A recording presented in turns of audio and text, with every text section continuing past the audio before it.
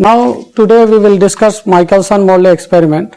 Before describing this experiment, I will just give a brief introduction about frame of reference. There are two types of frame of references, inertial and non-inertial. What is use of frame of references? Why we need this? I am giving just an example that your friend requests you that come to my birthday and it will be celebrated in Seminar Hall 1. Will you able to reach there? Possibly not, because he has not mentioned the time and date.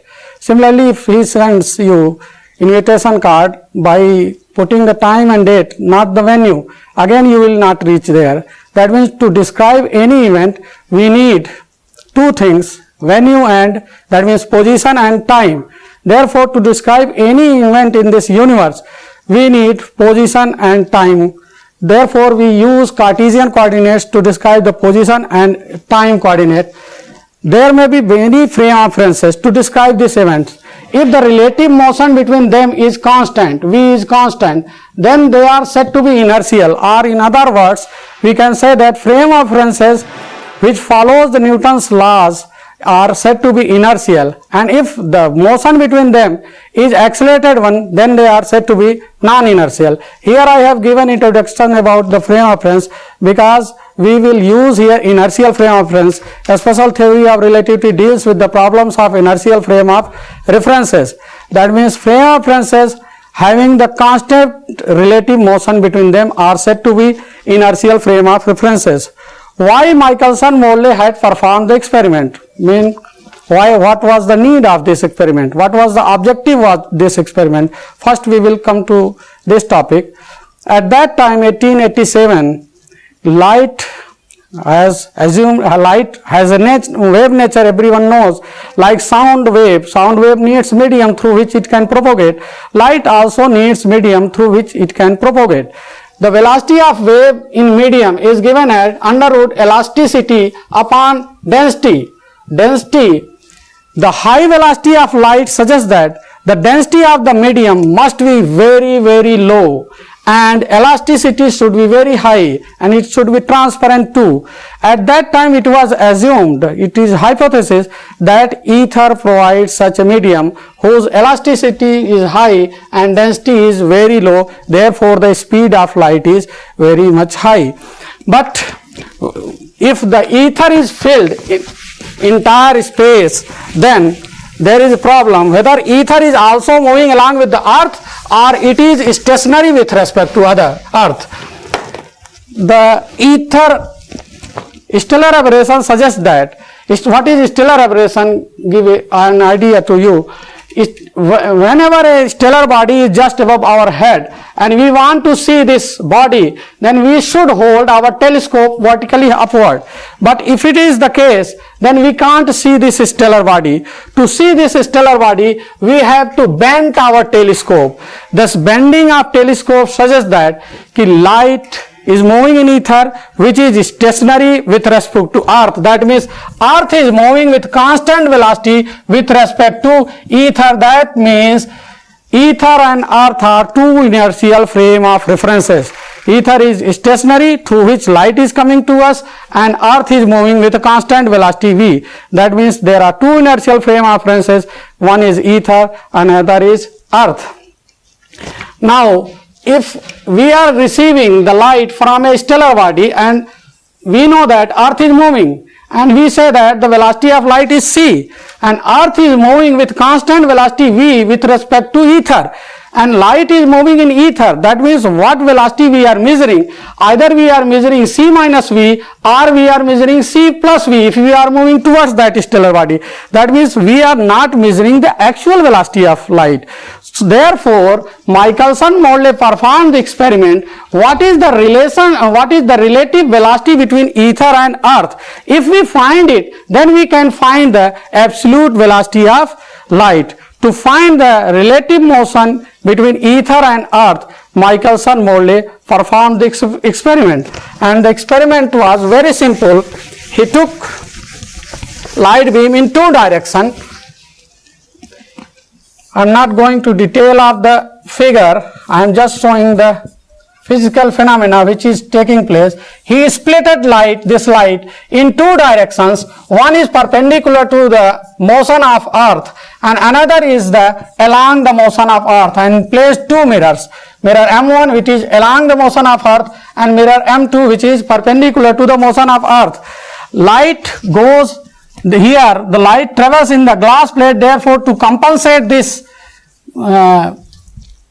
optical path, he took another glass plate of same thickness and of the same material, so that the optical path of the both direction is same.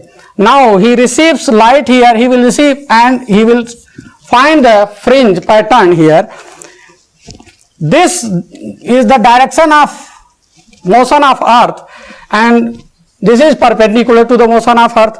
Light is moving with velocity c in the ether and mirror is on the ether, therefore mirror is moving with velocity v with respect to ether. Therefore relative velocity of the light in this direction will be c minus v, and when it will come back it will be c, because glass plate will move towards both are approaching towards each other, it will be c plus v. Therefore the velocity of, according to Newtonian mechanics, the velocity of light changes. One it comes c minus v, another time it is c plus v, whereas perpendicular to the motion of earth the velocity of light remains c. Due to this change in velocity, time difference, time taken along motion of earth, let it be t1, and time taken along perpendicular to the motion of the earth is, let it t2, they are not equal, they are different, and due to this difference there will be a fringe pattern will be, interference will take place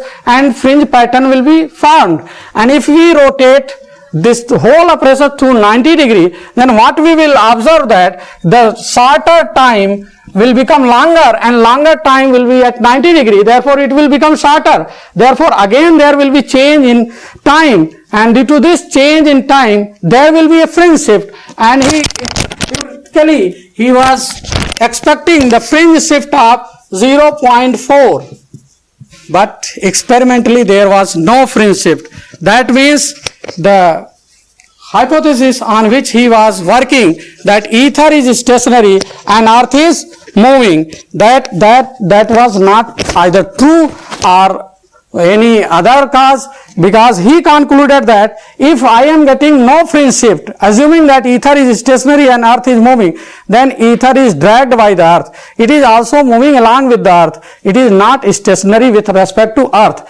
So negative result, why we study Michelson-Morley experiment, though the experiment was failed, but even then it gives a lesson and it gives a new theory, and that is known as theory of relativity given by the Einstein. The first, why this experiment, the result of Michelson-Morley experiment is known as negative, because on the stationary ether hypothesis, he was predicting a fringe shift, but experimentally there was no fringe shift, therefore this result is known as negative result. How this negative result was interpreted by three scientists. First one was Michelson-Morley himself, and he concluded that ether is not stationary with respect to earth, it is dragged by the earth. If ether is also moving along with the earth, then the V will be 0, because there will be no relative motion between ether and earth. Therefore the velocity of light will be c in both directions, therefore there is no fringe shift.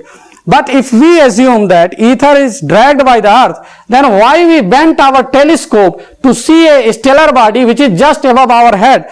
We cannot explain, because this suggests that ether is stationary and earth is moving. Therefore this explanation was not accepted at that time.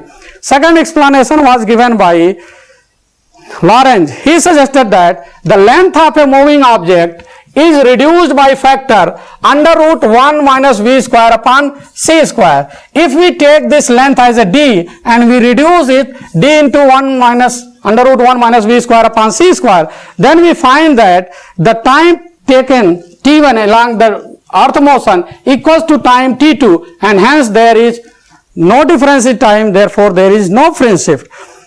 But why the length is reduced by this factor only to make time t1 equals to t2, or any physics behind it, he was unable to explain. That at that time it was said that it is mathematical magic. You have made the both time equal, but you have no cause behind it. Why this time length is reduced by this factor?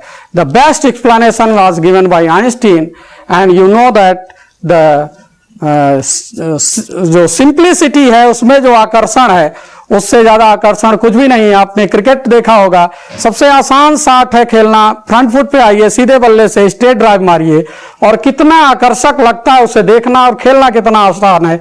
उसी तरह Einstein, why he is genius, why I feel कि why he is genius, he did not tell about the ether. He did not stated a single line about ether.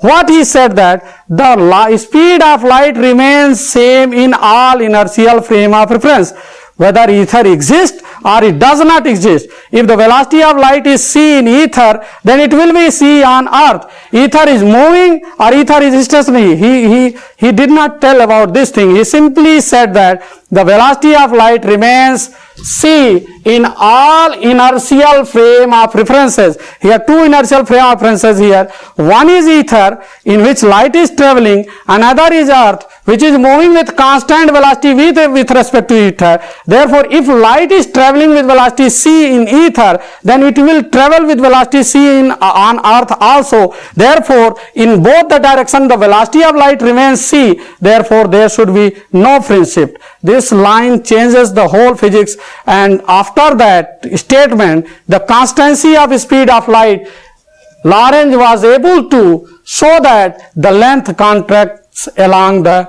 direction of motion of the object. This was the objective of Michelson-Morley experiment and outcome, and how the result of Michelson-Morley was interpreted. Thank you.